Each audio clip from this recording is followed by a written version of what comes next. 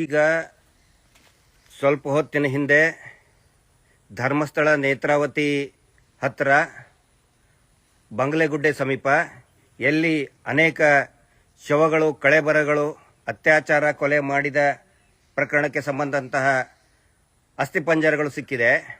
ಅದನ್ನು ವರದಿ ಮಾಡೋಕ್ಕೆ ಹೋದಂತಹ SITಯಿಂದ ಕಾರ್ಯಾಚರಣೆ ಆಗ್ತಾ ಇದೆ. ಅದನ್ನು ವರದಿ ಮಾಡೋದಕ್ಕೆ ಹೋದಂತಹ 3 ಜನ ಪ್ರಮುಖ ಮಾಧ್ಯಮದವರ ಮೇಲೆ, ಅದು ಕೂಡ್ಲಾ ರಾಂಪೇಜ್ ಅಭಿ ಅವ್ರ ಮೇಲೆ, ಯುನೈಟೆಡ್ ಮೀಡಿಯಾ ಅಭಿ ಅವ್ರ ಮೇಲೆ, ಸಂಚಾರಿ ಸ್ಟುಡಿಯೋ ಸಂತೋಷ್ ಅವ್ರ ಮೇಲೆ ಗಂಭೀರವಾಗಿ ಹಲ್ಲೆಯನ್ನು ಮಾಡಿದ್ದಾರೆ. ನಕಲಿ ದೇವಮಾನವವನ್ನು ಸಾಕಿದಂತಹ ರೌಡಿಗಳು. ಅದರಲ್ಲಿ ಆರಿಗ ಅಂಥೇಳಿ, ಆ ಆರಿಗ ಅನ್ನೋನ ಮನೆ ಹತ್ರನೇ ಡಬಲ್ ಮರ್ಡರ್ ಕೇಸ್ ಆದಾಗ ಡಾಗ್ ಸ್ಕ್ವಾಡ್ ಅವನ ಮನೆ ಮುಂದೆನೆ ಹೋಗಿ ನಿಂತಿತ್ತು. ಇವನೊಬ್ಬ ನೋಟೆಡ್ ರೌಡಿ, ಇವನೊಬ್ಬ ಸಾಕಿದಂತಹ ರೌಡಿ. ಅವನು ಹರ್ಷೇಂದ್ರ ಜೈನ್ ಆದೇಶದ ಮೇರೆಗೆ ಹೋಗಿ ಗಂಭೀರವಾಗಿ ಮಾಧ್ಯಮದವರ ಮೇಲೇನೆ ನೇರವಾಗಿ ಹಲ್ಲೆ ಮಾಡಿದ್ದಾರೆ. ಗಂಭೀರ ಗಾಯ ಆಗಿ ಅವರು ಈಗ ಆಸ್ಪತ್ರೆಯಿಂದ ಸೇರ್ಕೊಂಡಿದ್ದಾರೆ.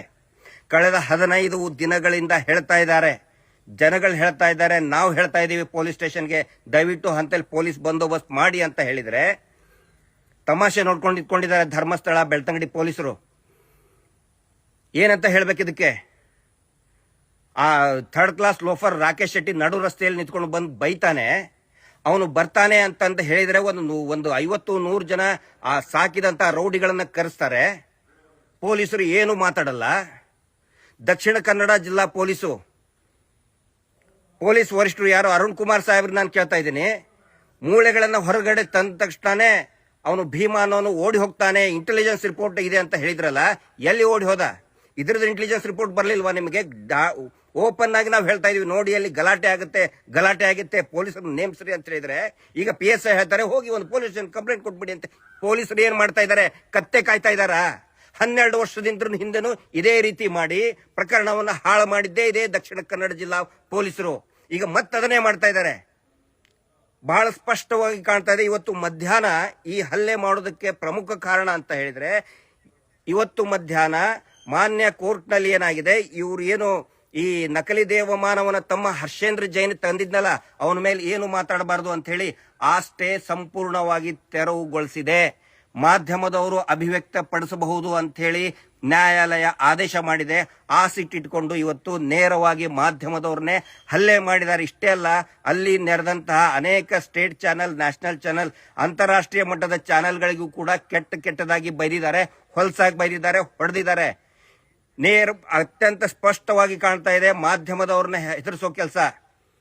ಆನಂತರ ಮೊನ್ನೆ ಅಲ್ಲಿ ಬಂದಂತರ ಯಾತ್ರಾರ್ಥಿಗಳ ಮೇಲೆ ಹಲ್ಲೆ ಮಾಡಿದ್ದಾರೆ. ಸೌಜನ್ಯಾಳಿಗೆ ನ್ಯಾಯ ಸಿಗಲಿ ಅಂತ ಬಂದಂತಹ ಧರ್ಮಸ್ಥಳ ಶ್ರೀ ಕ್ಷೇತ್ರದ ಭಕ್ತಾದಿಗಳ ಮೇಲೆ ಇದೇ ರೌಡಿಗಳು, ಇದೇ ಪುಡಾರಿಗಳು ಹಲ್ಲೆ ಮಾಡಿದ್ದಾರೆ. ಪೊಲೀಸರು ಏನು ಮಾಡ್ತಾ ಇಲ್ಲ, ಸುಮ್ಮನೆ ತೆಪ್ಪಿಗೆ ಕೂತ್ಕೊಂಡಿದ್ದಾರೆ. ಅರುಣ್ ಕುಮಾರ್ ಸಾಹೇಬ್ರೆ, ನೀವು ಬರೀ ಪತ್ರಿಕಾ ಪ್ರಕಟಣೆ ಕೊಡೋದಲ್ಲ, ನಿಮ್ಮ ಮೇಲೆ ಬಹಳ ಗೌರವ ಇದೆ, ಬಹಳಷ್ಟು ನಿರೀಕ್ಷೆ ಇದೆ. ಯಾಕೆ L&O ಮೇಂಟೈನ್ ಮಾಡ್ತಾ ಇಲ್ಲ ನೀವು? ಲಾ ಅಂಡ್ ಆರ್ಡರ್ ಎಲ್ಲಿ ಹೋಗಿದೆ ದಕ್ಷಿಣ ಕನ್ನಡ ಜಿಲ್ಲೆಯಲ್ಲಿ? ಧಾರಾಳವಾಗಿ ಬಂದವನು ಲೋಫರ್ ರಾಕೇಶ್ ಶೆಟ್ಟಿ ಅಂತವನು ಇನ್ಯಾವನವನು ಬಂದು ಕೆಟ್ಟಾಕೊಳಗ ಬೈತಾನೆ, ನಡು ರಸ್ತೆಯಲ್ಲಿ ನಿಂತ್ಕೊಂಡು ಬೈತಾನೆ. ಪೊಲೀಸರು ತಮಾಷೆ ನೋಡ್ಕೊಂಡು ಕುಂದಿರ್ತಾರೆ. ಇನ್ನೊಂದು ಪ್ರಮುಖ ಕಾರಣ, SIT ಅವರು ಏನು ಒಂದು ಹೆಲ್ಪ್ ಲೈನ್ ಹಾಕಿದ್ದಾರೆ. ಸುಮಾರು ಜನ ಕರೆ ಮಾಡ್ತಾ ಇದ್ದಾರೆ. ನಮಗೂ ಗೊತ್ತಿದೆ, ನಮ್ಮ ಸಂಬಂಧಿಕರು ಕೂಡ ಕಾಣೆಯಾಗಿದ್ದಾರೆ. ಸುಮಾರು ಜನ ಹೇಳ್ತಾ ಇದ್ದಾರೆ, ಹೇಳ್ಕೊಂಡು ಬರ್ತಾ ಇದ್ದಾರೆ. ಅವ್ರು ಯಾರು ಕೂಡ ದೂರನ್ನ ದಾಖಲು ಮಾಡಬಾರದು ಅನ್ನೋ ಒಂದು ಕಾರಣಕ್ಕೆ ಇವತ್ತು ಹಲ್ಲೆ ಮಾಡಿದ್ದಾರೆ.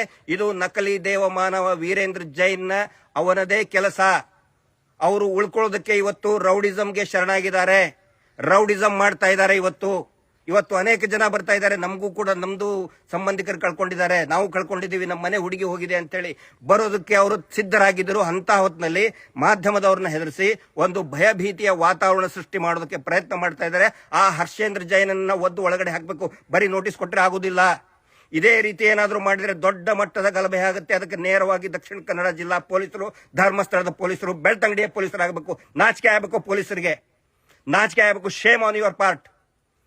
ಪೊಲೀಸರು ಕೆಲಸ ಮಾಡ್ತಾ ಇಲ್ಲ, ವೀರೇಂದ್ರ ಜೈನನ್ ಕೆಲಸ ಮಾಡ್ತಾ ಇದ್ದೀರಿ. ನೀವು ಮಾರ್ಕೊಂಡಿದ್ದೀರಿ, ನಿಮ್ಮ ಖಾಕಿ ಮಾರ್ಕೊಂಡಿದ್ದೀರಾ ನೀವು. ನಾಲಾಯಕಗಳು, ನಾಚಿಕೆ ಆಗಬೇಕು ನಿಮಗೆ. ಪೊಲೀಸರಿಗೆ ಥೋ ಅಂತ ಉಗಿತಿದ್ದಾರೆ ಜನರೆಲ್ಲರೂ.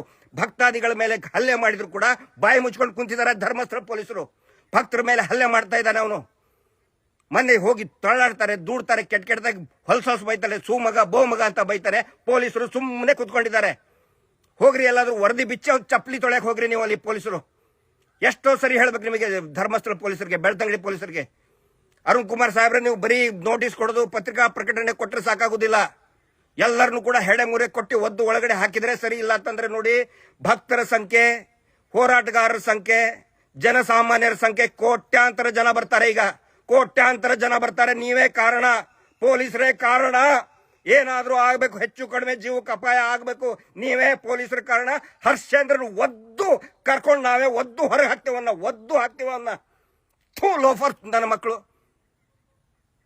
ದೇವಸ್ಥಾನ ನಡೆಸ್ತಾರಂತೆ ಬೇವರ್ಸಿಗಳು. ಅವ್ರನ್ನ ಅರೆಸ್ಟ್ ಮಾಡಲಿಲ್ಲ ಅಂತ ಹೇಳಿದ್ರೆ ನಾವು ಸುಮ್ಮನೆ ಕುತ್ಕೊಳ್ಳಲ್ಲ. ನಾನು ಬಹಳ ಖಡಕ್ ಆಗಿ ಹೇಳ್ತಾ ಇದ್ದೀನಿ, ಬರೀ ಮಾತು ಅಲ್ಲ, ನಮ್ಮ ತಾಳ್ಮೆಗೂ ಇತಿಮಿತಿ ಇದೆ. ನಮ್ಮ ತಾಳ್ಮೆಯನ್ನ ಕೆಣಕಬೇಡಿ, ಪರೀಕ್ಷೆ ಮಾಡಬೇಡಿ ಅನ್ನೋ ಮಾತು ಹೇಳ್ತಾ ಇದ್ದೀನಿ ನಾನು. ಆದಷ್ಟು ಬೇಗ ಇಮ್ಮಿಡಿಯೇಟ್ ಆಗಿ ಅವ್ರನ್ನ ಅರೆಸ್ಟ್ ಮಾಡಲಿಲ್ಲ ಅಂತ ಹೇಳಿದ್ರೆ ಆಗೋ ಪರಿಣಾಮಕ್ಕೆ ಪೊಲೀಸರೇ ನೇರ ಹೊಣೆ.